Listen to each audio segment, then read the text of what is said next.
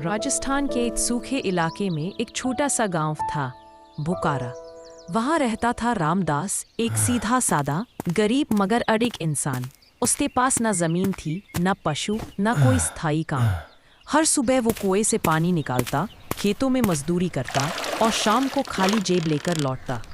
उसका छोटा सा टूटा फूटा घर, जहां उसकी पत्नी पारशनी और दो बेटे विक्रम और मनोज इंतजार करते। अक्सर अंधेरे में चूल्हा कई दिनों तक नहीं जलता, लेकिन रामदास मुस्कुराकर कहता, भूख तो वक्त की बात है, मगर हिम्मत कभी नहीं मरनी चाहिए। बच्चों को ये समझ नहीं आता था कि इतनी तंगी में भी उनके अब्बा कैसे मुस्कुराते हैं।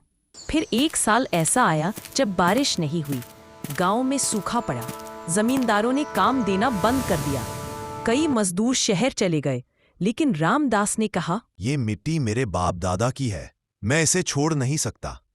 गांव के बाहर एक बंजर जमीन पड़ी थी, जहां कभी कुछ नहीं उगा। लोग उसे मनहूस जमीन कहते थे, लेकिन रामदास ने उस जमीन को अपना सपना बना लिया। वो रोज वहां जाता, झाड़ियां काटता, जमीन समतल करता। बीवी ने रोते हुए कहा, घर में आटा नहीं, बच्चे भूखे हैं। रामदास ने सिर झुकाकर जवाब दिया, आज की भूख कल की रोटी का बीज है। सरकार की योजना से उसे थोड़ी सहायता मिली। एक पुराना बैल खरीदा और अपने सपनों के खेत में बीज बो दी। कुछ महीनों बाद बारिश हुई और कमाल हो गया। 6 महीने में वहां हरियाली छा गई। गाजर, भिंडी, बैंगन, टमाटर।